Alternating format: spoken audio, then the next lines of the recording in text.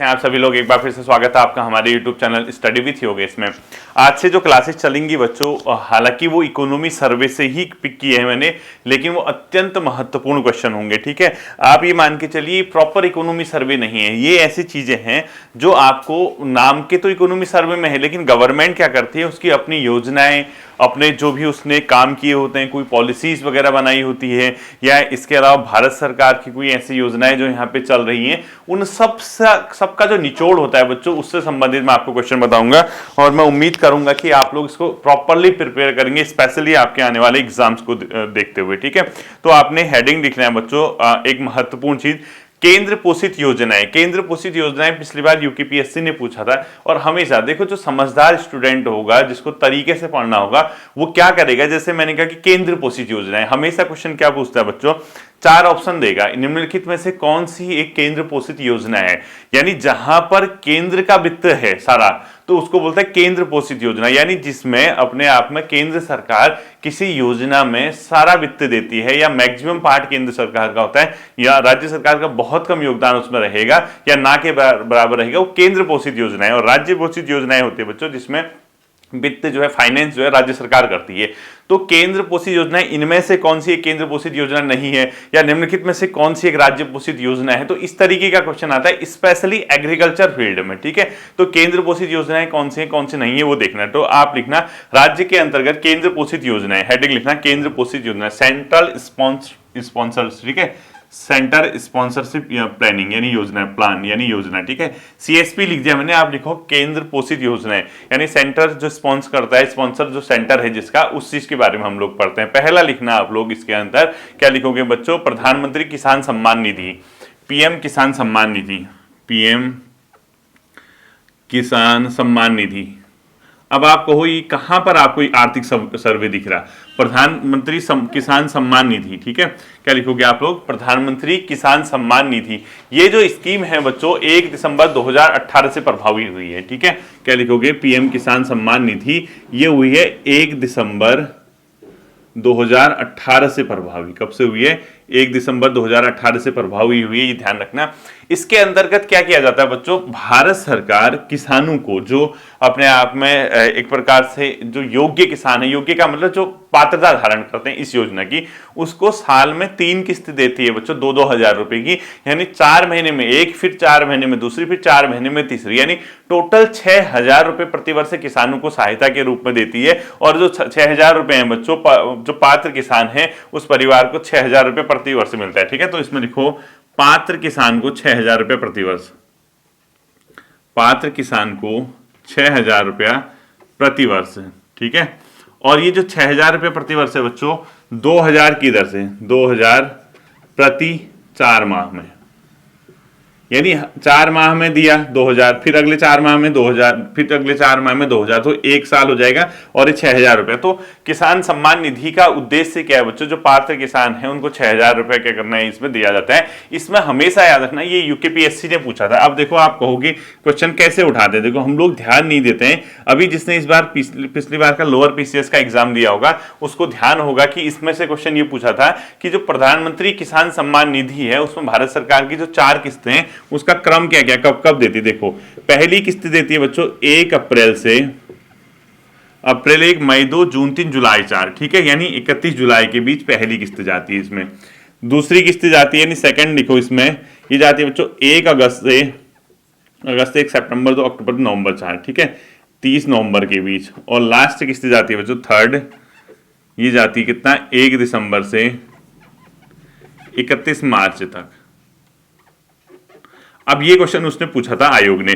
अब जिसको ध्यान नहीं होगा, पिछले बार का एक बार पेपर चेक करना, उसमें ये क्वेश्चन आया था कि प्रधानमंत्री किसान सम्मान निधि की तीसरी किस्त कब जारी होती है, ये ऑप्शन रखे। तो वहीं पर कई बच्चों की आत्मा परमात्मा के पास चली गई थी, क्योंकि इतना ध्यान से देखा ही नहीं। अब उनको लगा इतना हल्ला मचा दिया, कहां से क्वेश्चन आया, और क्वेश्चन यहाँ पे साफ साफ लिखा है, आपको पता होना चाहिए। और उसने प्रधानमंत्री किसान सम्मान निधि ही क्यों पूछा, क्योंकि किसी को इतनी फुर्सत नहीं कि वो हर किताब को उठाए, उसको जहां से मौका मिला वहां देख लिया। इसलिए मैंने कह दिया कि ये जो टॉपिक अब चलेंगे यहां से, ये अति महत्वपूर्ण होंगे, इसको ध्यान रखना। तो तीसरी किस्त की डेट मैंने आपको बता दी। अब इसमें कई बार ये पूछता है इसका नोडल विभाग कौन सा है। इस निधि के लिए बच्चों नोडल डिपार्टमेंट है एग्रीकल्चर डिपार्टमेंट। ठीक है, नोडल विभाग कौन सा है इसका? कृषि विभाग। यानी जो ये योजना है प्रधानमंत्री अपने आप में किसान सम्मान निधि, इसका नोडल विभाग पूछता है तो कौन सा विभाग हो जाएगा?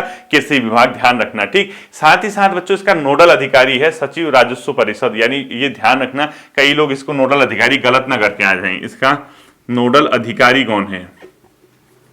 यह है बच्चों सचिव राजस्व परिषद। यानी जो हमारे राज्य में राजस्व परिषद है उसका जो सेक्रेटरी होगा, या इसको आयुक्त भी बोल सकता है, तो वही इसका नोडल अधिकारी है। कई लोग इसको सचिव कृषि भी करके आएंगे तो गलत हो जाएगा। ठीक है, सचिव राजस्व परिषद इसका है। अब आपका सर्वाधिक धनराशि, अब देखिए ये हो गया आपका प्रधानमंत्री किसान सम्मान निधि। तो वर्ष 2025-26 के दौरान सर्वाधिक जो धनराशि हुई है इस योजना के तहत जो दी गई है, वो दी गई है बच्चों टिहरी गढ़वाल को, और सर्वाधिक लाभान्वित कृषक हैं हरिद्वार के। ठीक है, लिखो वर्ष 2025-26 के दौरान इस योजना के तहत सर्वाधिक धनराशि, वर्ष 2025-26 के दौरान इस योजना के तहत सर्वाधिक धनराशि किस जनपद को दी गई? मतलब किस जनपद को गई? टिहरी को। ठीक है, और सर्वाधिक लाभान्वित किसान लिखो, वर्ष 2025-26 में सर्वाधिक लाभान्वित किसान, सर्वाधिक लाभान्वित किसान। ठीक है, ये कहाँ के किसान थे बच्चों? हरिद्वार के। तो एक एक चीज बारीकी। अब आप कहोगे सर ये क्या है? यही है बच्चों, केंद्र प्रायोजित योजनाएं तमाम प्रकार की हैं, क्योंकि ये इंपॉर्टेंट है और ये चल भी रही है, इसलिए मैंने इसको यहां से पिक किया। तो ये आपका क्वेश्चन अब गलत नहीं होना चाहिए इससे। सेकंड लिखो बच्चों आप लोग प्रधानमंत्री किसान मानधन योजना, ये भी प्रॉपर भारत सरकार की योजना है, ध्यान रखना। ठीक है, प्रधानमंत्री किसान मानधन योजना, सेकंड लिखो आप लोग प्रधानमंत्री किसान मानधन योजना। ये भी यहां से क्वेश्चन आएगा, पूछा जाता है इससे भी। ठीक है, तो सेकंड लिखो आप लोग पीएम किसान मानधन योजना, प्रधानमंत्री किसान मानधन योजना। ठीक है, मानधन योजना। तो यहां से भी क्वेश्चन पिक कर सकता है, तो ध्यान रखना ये जो प्रधानमंत्री किसान मानधन योजना है बच्चों, ये बेसिकली लघु एवं सीमांत किसानों से, ये पॉइंट नोट कर लेना। अब खुद ही सोचो ना हम लोग कैसा पढ़ते होंगे, लघु एवं सीमांत किसान। अब यहीं पर अगर आपको फंसाना है, उसने यहीं से क्वेश्चन पूछ देगा कि प्रधानमंत्री किसान मानधन योजना में कौन लाभान्वित किसान होते हैं? लघु। अब आप कहोगे सर लघु और सीमांत किसान क्या होता है? अरे भाई जब क्लासेस देखोगी नहीं तो फायदा क्या होगा? आपको मैंने 2-3 क्लासेस पहले, कल या परसों वाली क्लास में मैंने आपको ढंग से बताया था कि भाई जो हमारे वहां जोत का आकार होता है, 1 हेक्टेयर से कम भूमि जो होगी उसको सीमांत किसान बोलते हैं, 1 हेक्टेयर से 2 हेक्टेयर जो होगी उसको लघु किसान बोलते हैं, उसके बाद आता है 2 से 4 मध्यम वगैरह वृहत वगैरह आते रहता है। तो आपको ध्यान होना चाहिए कि मैंने इसमें क्या बताया था कि जो प्रधानमंत्री किसान सम्मान योजना है उसका लाभान्वित कौन से किसान होते हैं? लघु एवं सीमांत किसान हेतु ये योजना है, सभी के लिए नहीं है। इसके अलावा टिक लगाओगे तो गलत हो जाएगा। बेसिकली बच्चों वर्ष 2019 में यानी 9 अगस्त 2019 को ये योजना प्रभावी हुई। ठीक है, 2019 से योजना चल रही है भारत में, और ये प्रधानमंत्री किसान सम्मान योजना भारत सरकार द्वारा स्पॉन्सरशिप है। ठीक है, ये होता क्या है बच्चों, इसमें वृद्धावस्था पेंशन दी जाती है और 18 से 40 वर्ष तक के किसान इसके क्या करते हैं? अंशदान कर सकते हैं। ठीक है, लिखो ये योजना क्या है? वृद्धावस्था पेंशन से संबंधित है। ठीक है, वृद्धावस्था पेंशन। और जो पात्र होंगे बच्चों, पात्र किसान कौन है? 18 से 40 वर्ष। अब आप कहोगे सर 18 से 40 वर्ष में कौन सा वृद्धावस्था आया? अरे भाई 18 से 40 वर्ष में पेंशन नहीं मिलेगी। जैसे कोई किसान है 18 साल से 40 वर्ष के बीच का, 38 साल पहले, वो इस योजना का लाभ ले सकता है बाद में वृद्धावस्था के बाद पेंशन लेने का। अब आपको सर समझे नहीं, जो इस उम्र का किसान होगा वो स्वैच्छिक अंशदान कर सकता है। किसी ने 200 किए, किसी ने 100 किए पर महीने, किसी ने 50 किए, किसी ने 250 किए, जो भी है स्वैच्छिक अंशदान वो करेगा, हर साल जमा करेगा। उसके बाद जब उसको पेंशन मिलने वाली होगी तो उसी अंशदान में से कुछ सरकार सहायता करेगी तो अपने आप में उसको पेंशन मिलेगी। ठीक है, अर्थात स्वैच्छिक या अंशदायी पेंशन स्कीम है। ठीक है, लिखो यह स्वैच्छिक व अंशदायी पेंशन स्कीम, स्वैच्छिक ऑब्लिक अंशदायी पेंशन स्कीम है। ठीक है, स्वैच्छिक व अंशदायी पेंशन स्कीम है प्रधानमंत्री किसान मानधन सम्मान योजना। तीसरा लिखो बच्चों, अब बाकी तो मैं डिटेल से पढ़ाऊंगा नहीं क्योंकि बहुत पुरानी योजना है, 2016-2015 की है, लेकिन मैं ये जरूर कहूंगा एटलीस्ट आप लोग थोड़ा सा बच्चों, क्योंकि आपका एग्जाम है, आप लोगों को अगर मैं हर चीज हर योजना लिखाऊंगा तो बहुत लंबा चला जाता है, बहुत लंबी क्लासेज हो जाती हैं। तो नॉर्मल आपको एक आध योजनाएं नाम रखना, अगर क्वेश्चन डायरेक्ट पूछता है कौन सा है, क्योंकि ये तो प्रधानमंत्री के नाम से है तो कॉमन सेंस है, ये भारत सरकार की योजना होंगी। तो अगला लिखो प्रधानमंत्री फसल बीमा योजना। इसके बारे में डिटेल से नहीं पढ़ा रहा है, ठीक है। आपको क्या करना है, कब शुरू हुई थी अपनी कॉपी में गूगल करके देख लेना। प्रधानमंत्री फसल बीमा, तो हर चीज में नहीं लिखा सकता बच्चों, यहाँ पे बहुत लंबी चीजें हो जाती हैं, बहुत लंबा कोर्स हो जाएगा। प्रधानमंत्री फसल बीमा योजना, ये भी भारत सरकार की है, ये देखना आप लोग, ठीक है। अगला लिखो, एक किसान क्रेडिट कार्ड सुना होगा आपने, केसीसी योजना, किसान क्रेडिट कार्ड लिखो, केसीसी योजना। ये कब से शुरू हुई? तो बच्चों लगभग अगस्त 1998 की योजना है, बहुत पुरानी योजना है, ठीक है। किसान क्रेडिट योजना भी कब से है बच्चों? अगस्त 1998 से चल रही है। ये भी भारत सरकार की स्कीम है। इसके तहत क्या देते हैं बच्चों, जो ऋण सीमा है 3 से 5 वर्ष के लिए होती है। क्रेडिट कार्ड होता है किसान का, उसकी ऋण सीमा 3 से 5 वर्ष तक होती है, और इसमें 2 से 7 लाख तक रुपए तक का ऋण होता है बच्चों। निर्धारित समय में ऋण भुगतान करोगे तो उसके बाद सरकार क्या करती है, ब्याज में सहायता देती है। यानी इसमें जो ऋण की सीमा है, यानी जो केसीसी है, किसान क्रेडिट कार्ड है, ऋण की सीमा जो है बच्चों, इसमें अपने आप में कितनी है, 3 से 5 वर्ष है, तो ठीक है 3 से 5 वर्ष लिखूं, 3 to 5 ईयर, ठीक है। बैंक अपने अपने हिसाब से करते हैं फिर इसमें। और इसके अंदर आपको ये भी पता होना चाहिए बच्चों, ये इसमें जो 2 से 3 लाख तक का ऋण मिलता है, 2 से 7 लाख ऋण कितना मिल सकता है इसमें, 2 से 7 लाख तक इतना आपको ऋण दिया जा सकता है, और इतने वर्ष के लिए दिया जा सकता है, 2 से 7 लाख। अब इसमें आप जो किसान निर्धारित समय पे अपना इस ऋण का ब्याज भुगतान कर लेगा तो सरकार उसको क्या करती है, सहायता देती है, ब्याज भुगतान में उसको अनुदान देती है। ये है, तो आपको बेसिकली पढ़ना है कि किसान क्रेडिट कार्ड भारत सरकार की योजना अगस्त 1998 से चल रही है बच्चों। अगला लिखो, राष्ट्रीय कृषि बाजार, ई नाम बोलते हैं इसको, ठीक है। ये भी पढ़ लेना कब से शुरू हुआ था, कुछ नहीं करना, डिटेल मत पढ़ना इसको। राष्ट्रीय कृषि बाजार इसको बोलते हैं बच्चों। आप सिर्फ इसमें नेट में सर्च करके ये चेक कर लेना शुरू कब से हुई थी, ई नाम बोलते हैं, ठीक है। ई नेशनल मार्केट करके है, ठीक है। राष्ट्रीय कृषि बाजार, ये भी चेक कर लेना। अगला लिखना बच्चों, national mission for natural farming, ये उत्तराखंड के 11 जनपदों में, ठीक है। नेशनल मिशन फॉर, क्या लिखोगे आप, national mission for natural farming लिखो, national mission for natural farming, Uttarakhand के 11 जनपदों में, उत्तराखंड के 11 जनपद में, ठीक है। यानी उत्तराखंड में 11 जनपदों में national mission for natural farming चल रही है। और जो 2 जनपद नहीं है बच्चों, वो कौन से हैं, टिहरी व रुद्रप्रयाग को छोड़कर लिखो, टिहरी व रुद्रप्रयाग को छोड़कर, टिहरी प्लस रुद्रप्रयाग इसमें नहीं आते हैं, ठीक है। रुद्रप्रयाग कट कर दो इसको, ये 2 नहीं है, बाकी इसके अलावा 11 जनपदों में national mission for natural farming भी यहाँ पर चल रही है, ठीक है। अगला लिखना बच्चों, बीज ग्राम कार्यक्रम और बीज प्रमाणीकरण भी भारत सरकार की है। बीज ग्राम कार्यक्रम, इसके बारे में डिटेल नहीं पढ़ना है, ठीक है। कार्यक्रम प्लस बीज प्रमाणीकरण, प्रमाणीकरण, ये सिर्फ ऐसे क्वेश्चन आते हैं ऑब्जेक्टिव में कि कौन से भारत सरकार की, कौन सा नहीं है, ये ध्यान रखना। इसके अलावा नेक्स्ट लिखना है बच्चों आपने, आपको क्या, मृदा स्वास्थ्य कार्यक्रम और वर्षा आधारित क्षेत्र विकास कार्यक्रम। देखो मृदा स्वास्थ्य कार्यक्रम, ये मोस्ट इंपोर्टेंट कर देना, मृदा स्वास्थ्य कार्यक्रम, और ऑब्लिक इसको लिखो मृदा स्वास्थ्य कार्ड, मृदा स्वास्थ्य कार्ड। और मैं आपसे कहूंगा पर्सनली इसका जरूर नेट में ढूंढ के ईयर लिख लेना कब से शुरू हुई थी मृदा स्वास्थ्य कार्ड। मैंने पहले बताया भी है, तो इतना टाइम नहीं मिल पाता हर चीज उसी को बार बार रिवाइज करो, खुद इसको देख लेना कि मृदा स्वास्थ्य कार्ड, मृदा स्वास्थ्य कार्यक्रम कब से चल रहा है, और ये भारत सरकार के। और अंतिम लिखो बच्चों इसमें भारत सरकार की मेन जो है वर्षा आधारित क्षेत्र विकास कार्यक्रम भी चल रहा है। यहाँ पर क्या लिखोगे, वर्षा आधारित क्षेत्र विकास कार्यक्रम, क्या लिखोगे, वर्षा आधारित क्षेत्र विकास कार्यक्रम, वर्षा आधारित क्षेत्र विकास कार्यक्रम, ठीक है, क्षेत्र विकास कार्यक्रम। अब आप कहोगे सर ये सब, इसमें मैंने आपको जो बताना था बता दिया, एक ये चेक कर लेना और एक ये कब से शुरू हुआ, ठीक है। बाकी ये कितने जनपदों में है मैंने आपको बता दिया। अब आप बताओ इसमें आपको कहां पर इकोनॉमी सर्वे दिख रहा है, कहीं दिख रहा है क्या? हर चीज इकोनॉमी सर्वे नहीं होते बच्चों।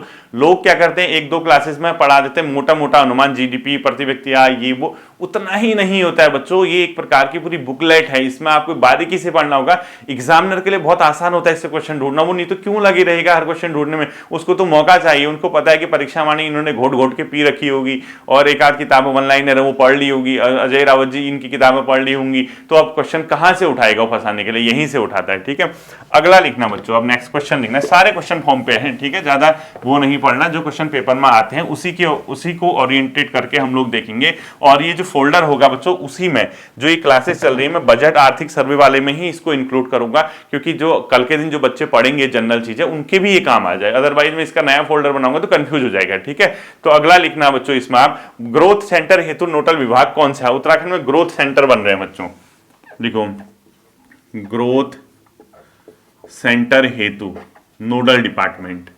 वहीं अगर क्वेश्चन आएगा तो वहीं आपकी आत्मा परमात्मा के पास न चले जाए, यहीं पे पढ़ लेना। ठीक है, ग्रोथ सेंटर हेतु नोडल विभाग।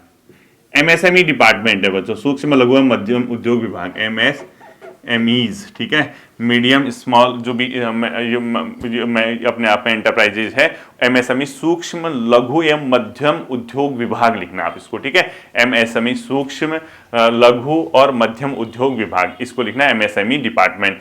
और वर्तमान में बच्चों ये जो चल रहा है कई जनपदों में, तो 2018 से हमने क्या किया, ग्रोथ सेंटर बनाने शुरू किया और एमएसएमई को इसका काम दिया गया। ठीक, अगला लिखना बच्चों, national mission on edible oil seed जो प्रोग्राम है वो किस चीज के लिए है। ठीक है, आप लिखो नेशनल पूरा लिखना, मिशन पूरा लिखना। ठीक है, national mission on edible, national mission on edible oil seed, oil and oil seed लिखो, oil and oil seed, oil and oil seed. ठीक, क्या लिखा आपने, national mission on edible oil and oil seed, oil मतलब तेल, समझ रहे हो ना, ऑयल एंड ऑयल सीड। ये जो मिशन है बच्चों, ये बेसिकली किस चीज से है, हम जो तिलहन वाले प्रोडक्ट हैं, अर्थात जो हम लोग तेल है, खाद्य तेल, उसके आयात पर निर्भरता कम करने के लिए हमने इसको शुरू किया है। और ये उत्तराखंड के 3 जनपदों में अभी चल रहा है। ठीक है, यूके के 3 जनपदों में ही चल रहा है। और ये क्वेश्चन अगर पूछता है कि national mission on edible oil and oil seed जो प्रोग्राम है वो बेसिकली किस चीज से संबंधित है, खाद्य तेल के आयात जो बाहर से मंगाते हैं दूसरे राज्यों से, ठीक है, पर निर्भरता कम करने हेतु, निर्भरता कम करने हेतु ये चल रहा है और 3 जनपदों में चल रहा है, ध्यान रखना। और ये इंपॉर्टेंट क्वेश्चन अपने आप में हो सकता है, ध्यान रखना बच्चों। ठीक है, तो जनरली हम ये देखेंगे तिलहनी फसल है जो तिलहन से संबंधित है, तिलहनी फसल से संबंधित है। ठीक है, तिलहनी फसल से संबंधित ये अपने आप में है। नेशनल मिशन जो on edible oils and oil seed जो है बच्चों, ये अपने आप में आ सकता है। ठीक है, अब ये 2024-25 से 2030-31 तक के लिए हमने 7 वर्षों के लिए किया है। ठीक, कब से कब तक किया है, 2025-26 से 2030-31 तक, यानी 7 वर्षों तक के लिए हमने ये प्रोग्राम शुरू किया है, ध्यान रखना। ये आपके पेपर में आ भी सकता है। ठीक है, अगला लिखना बच्चों, मृदा परीक्षण प्रयोगशाला कहां पर बनाई गई है। जो सॉइल टेस्टिंग लैब है हमारा, मृदा परीक्षण प्रयोगशाला यानी सॉइल टेस्टिंग लैब, लेबोरेटरी जो भी है, ठीक है, प्रयोगशाला, ये बनी है बच्चों भवाली में। अब लिखो, अब बोलो कि सर ये आर्थिक सर्वे है, इसलिए मैंने कहा ना, जो बच्चा पढ़ता है ढंग से पढ़ेगा तो उसको पता होगा कि कहाँ कौन से क्वेश्चन पूछे जाते हैं एग्जाम में, और उनको ये भी पता होगा कि यार हाँ इस टाइप के क्वेश्चन देखने को मिलते हैं और हमारे गलत होते हैं, वो जानते भी हैं कि इस टाइप के क्वेश्चन पूछे जाते हैं। और आप कई लिखेंगे एक ही क्वेश्चन तो आएगा, एक आए आधा आए नहीं, इससे कोई मतलब नहीं। पढ़ने वाला पढ़ेगा, अपनी 100% तैयारी करके जाएगा, जिसको 100% तैयारी होगी उसको कॉन्फिडेंस भी रहता ही रहता है। ठीक है, अगला देखना बच्चों, इसमें यहाँ पर एक क्वेश्चन है जो वाइवोल्टीन सिल्की स्टेट, ये किसको बोला जाता है, लिखो आप वाइवोल्टीन सिल्की स्टेट, वाइवोल्टीन सिल्की स्टेट। ठीक है, ये उत्तराखंड को बोला जाता है बच्चों, वाइवोल्टीन सिल्की स्टेट,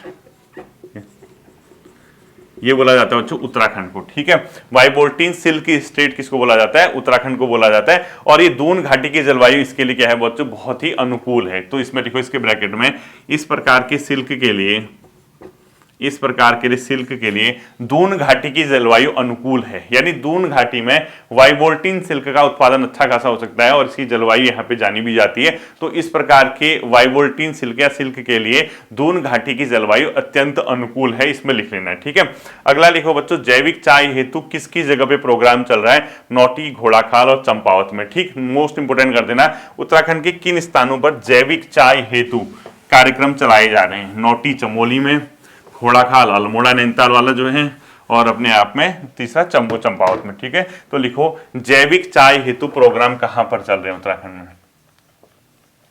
जैविक चाय हेतु किन स्थानों पर, जैविक चाय हेतु किन स्थानों पर कार्यक्रम चलाए जा रहे हैं? तो नौटी, चमोली, घोड़ाखाल, नैनीताल और चंपावत। ठीक है, तो लिखो कहां का? नौटी, ये नौटी कहां पड़ता है? चमोली में। घोड़ाखाल ये अल्मोड़ा, ये नैनीताल वाला है। ठीक है, घोड़ाखाल, और तीसरा चंपावत।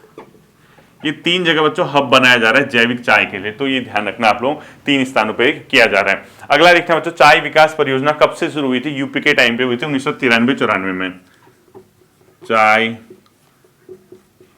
विकास परियोजना ये हुई थी बच्चों 1993-94 में, और कब से हुई थी?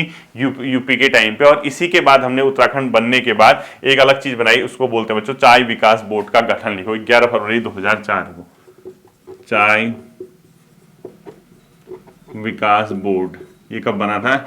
11 फरवरी 2004 को। ठीक है, 11 फरवरी 2004 को हमने क्या बनाया था?